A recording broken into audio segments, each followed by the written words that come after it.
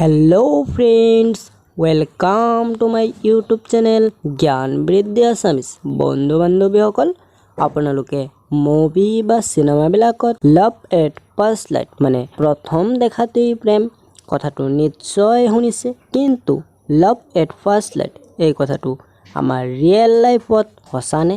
যদি হসা, ঠিক কি কাৰণত এই লাভ এট ফাৰ্ষ্ট লাইট ঘটনাটো ঘটে? যদি নাজানে চাই থাকক আজিৰ এই ভিডিঅ'টো একেবাৰে শেষলৈকে।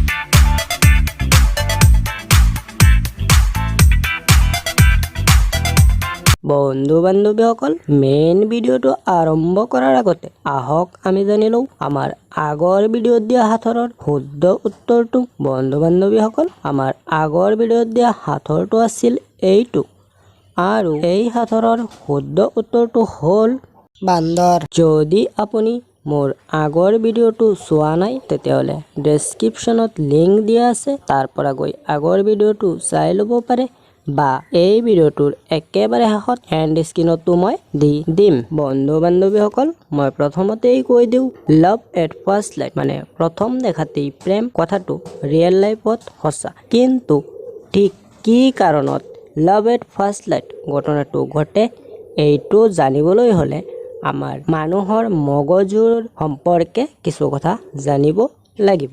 চাওক, মানুহে যেতিয়া বিভিন্ন কাম কৰে, যেনে বন্ধু বান্ধৱীৰ লগত ঘূৰি ফুৰা, খোজ কঢ়া, কিবা খোৱা, কিতাপ পঢ়া, এনেকুৱা ধৰণৰ বিভিন্ন কাম কৰে, তেতিয়া মানুহৰ মগজুত কিছুমান কেমিকেল উৎপন্ন হয় বা ৰিলিজ হয়, যেনে অক্সিটচিন।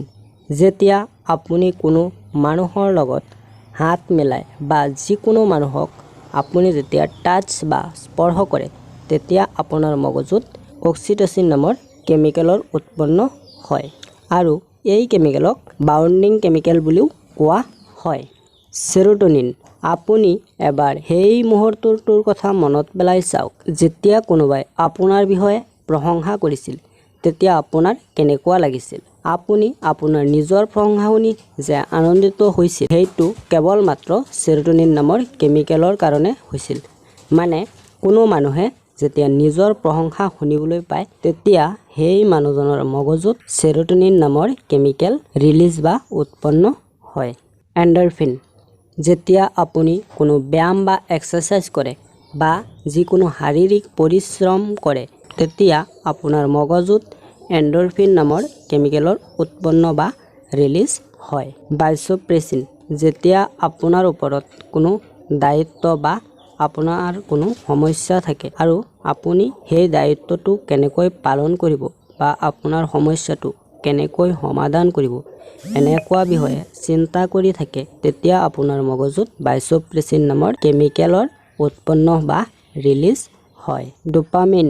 মদ, বাং, গুটকা আদি নিচাজাতীয় বস্তু সেৱন কৰা বা খোৱা, লাভ কৰা, পঢ়া শুনা কৰাৰ নিচা, কিবা জনাৰ ইচ্ছা আদি সময়ত আপোনাৰ মগজুত ডোপামিন নামৰ কেমিকেল ৰিলিজ বা উৎপন্ন হয়, যাৰ কাৰণে এটা বেলেগ জগতৰ আনন্দ আপোনালোকে উপভোগ কৰিব পাৰে।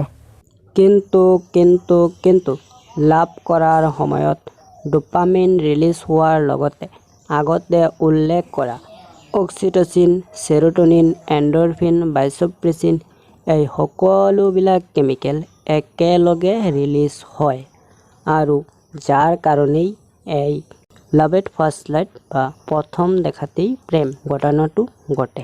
বন্ধু বান্ধৱীসকল, আশা কৰোঁ আপোনালোকে বুজিব পাৰিছে যে লাভ এট ফাৰ্ষ্ট লাইট বা প্ৰথম দেখাতেই প্ৰেম ঘটনাটো ঠিক কি কাৰণত ঘটে।